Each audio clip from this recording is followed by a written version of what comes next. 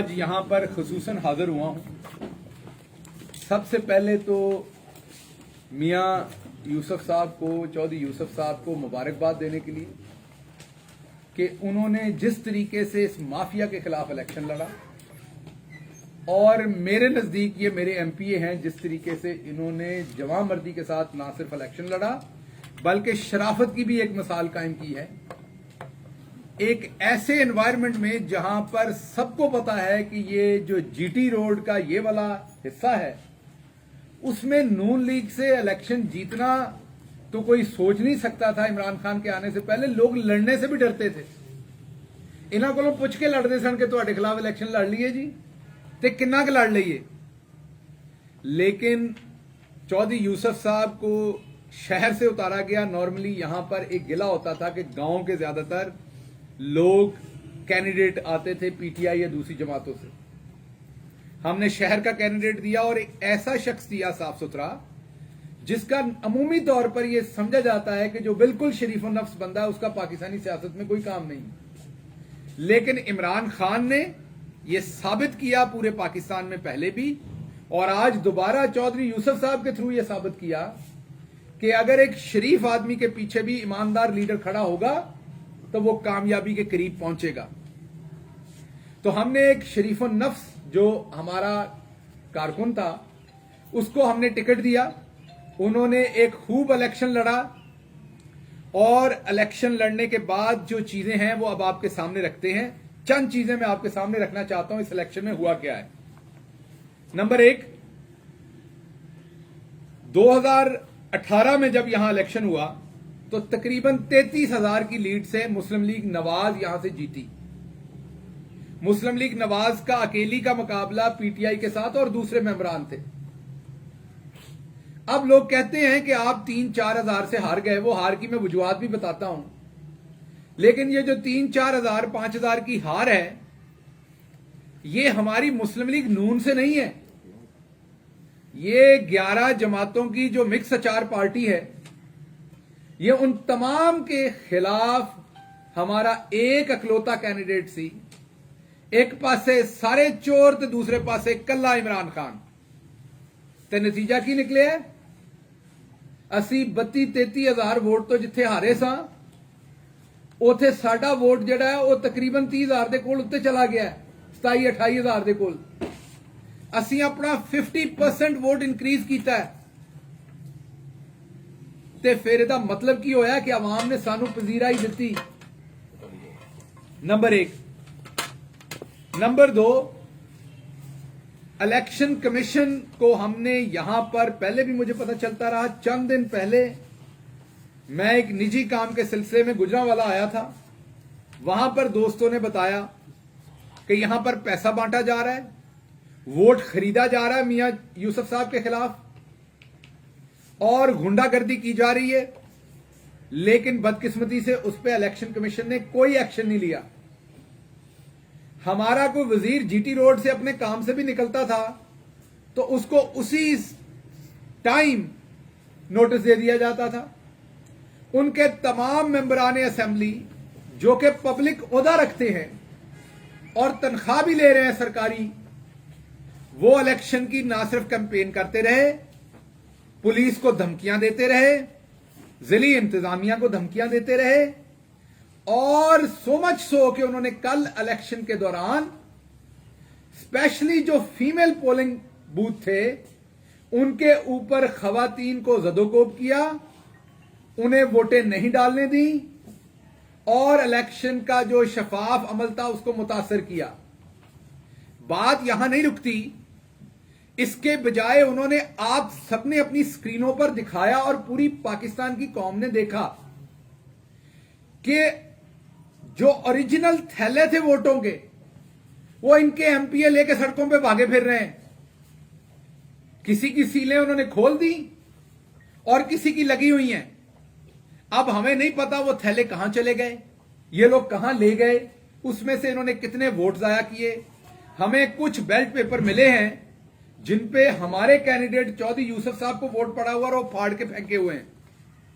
वो भी हम पेश करेंगे इलेक्शन कमीशन ऑफ पाकिस्तान को और चौधरी यूसुफ साहब दरखास्त देंगे कि इसकी एक इंक्वायरी होनी चाहिए ताकि फ्री एंड फेयर इलेक्शन जो है वो यहां पर हर सूरत उसकी एश्योरेंस हो कौम को कि फ्री एंड फेयर इलेक्शन हुए हैं। तो एक तो आपने देखा कि किसके एमपीएस के पास थैले थे वोटों के, और दूसरी बात किसके एमपी और एमएनए पोलिंग स्टेशन के ऊपर दंदनाते फिर रहे थे। और फिर राणा सनाउल्लाह साहब जो मशहूर हैं अपनी बदमाशी में फैसलाबाद में, वो यहां वजीराबाद और सियालकोट में क्या कर रहे थे? वो कोई सियासियात के प्रोफेसर हैं या इलेक्शन के प्रोफेसर हैं कि वो यहां पर इलेक्शन मुनक्कद करने आए हुए थे? अपना इलेक्शन तो वो गोडे लगा के जीते थे, और एमपीए का इलेक्शन अपने घर की सीट से वो हार गए थे हमारे कैंडिडेट वारिस साहब से। तो कहने का बात आपको यह है कि जहां तो नून लीग जीत जाए वहां तो नवाज शरीफ के बयानिए को जीत हुई है, और जहां नून लीग हार जाए वहां धांधली हुई है, सिलेक्टर्स आ गए हैं। मैनू दसो, नौशहरा पाकिस्तान दे विच नहीं हैगा, कुरम एजेंसी पाकिस्तान च नहीं हैगी, उथे इमरान खान की हुकूमत नहीं हैगी। नौशहरे तो नून लीग जिते तो फ्री एंड फेयर इलेक्शन है,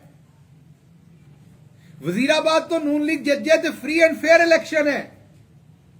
ते जे डस्के च तुसी खोपे च फस जाओ तो तुहाडे गोडे लग जाण ते उथे धांधली हो गई है।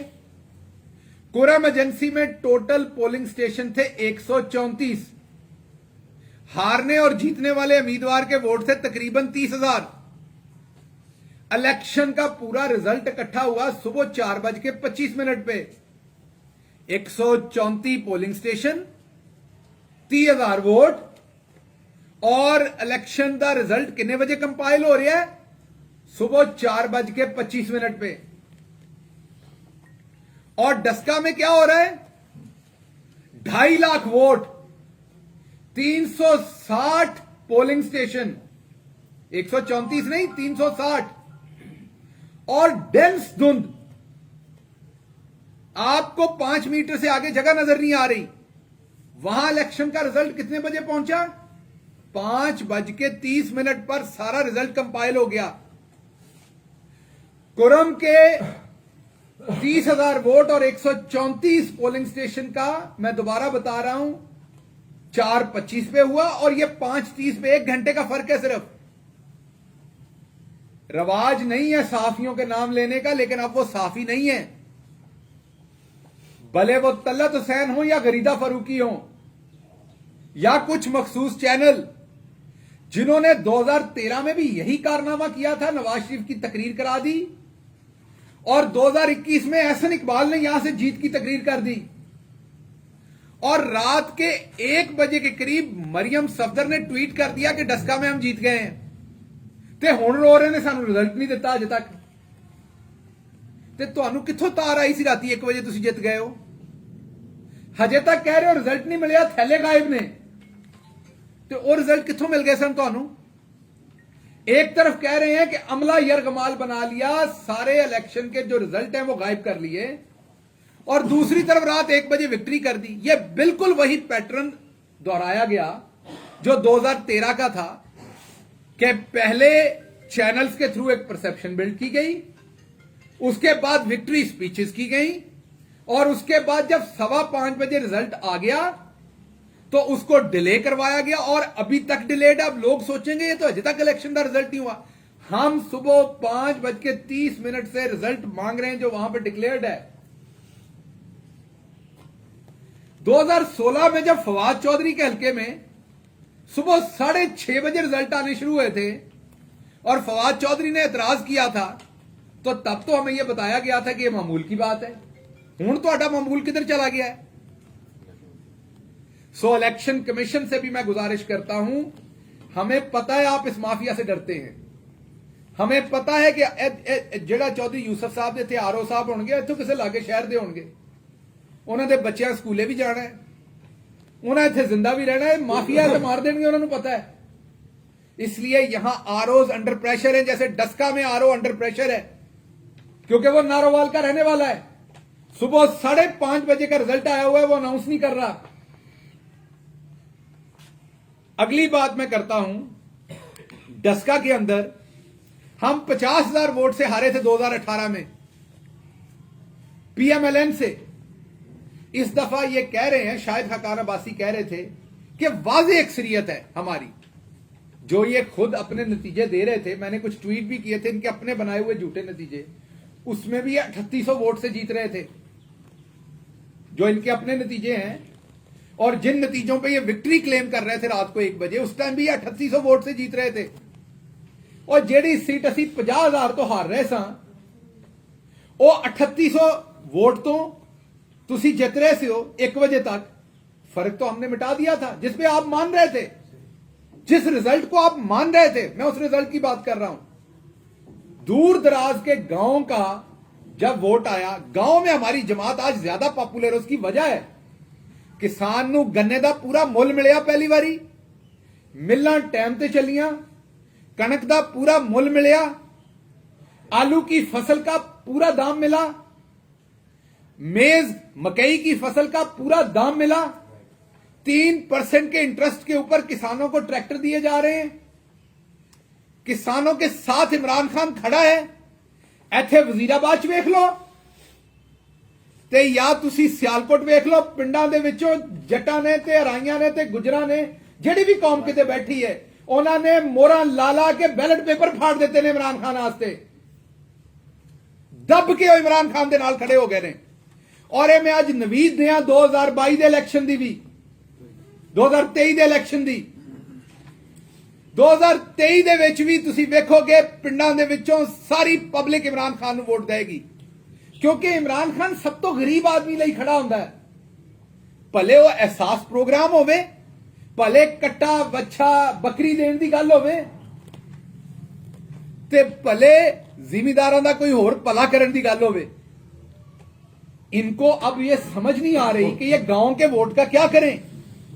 अब इतनी धुंध में कुछ चंद घंटे तो लगने थे, तो 5:15 का रिजल्ट इन्होंने रुकवाया हुआ है। एक तो बात मैं ये वाजे कर दूं, और दूसरी बात मैंने आपसे जो की है कि मीडिया परसेप्शन क्रिएट की गई इलेक्शन को मुतनाजा बनाने के लिए। तीसरी बात मैं आपसे जो आखिरी बात करना चाहता हूं, वो ये करना चाहता हूं कि सारी बात के बाद क्या हम आपको नहीं कह रहे 2013 से कि आओ इलेक्शन रिफॉर्म करिए?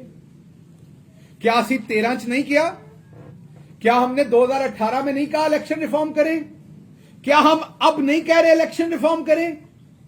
आए, ई वोटिंग पे आए, आपको धुंध का मसला ही ना होता, वहीं से रिजल्ट ट्रांसफर होता, आप डस्का भी जीत जाते, आप वजीराबाद भी जीत जाते, कोई साउथ अफ्रीका च इलेक्शन होंदा वो भी तुसी जीत जाते।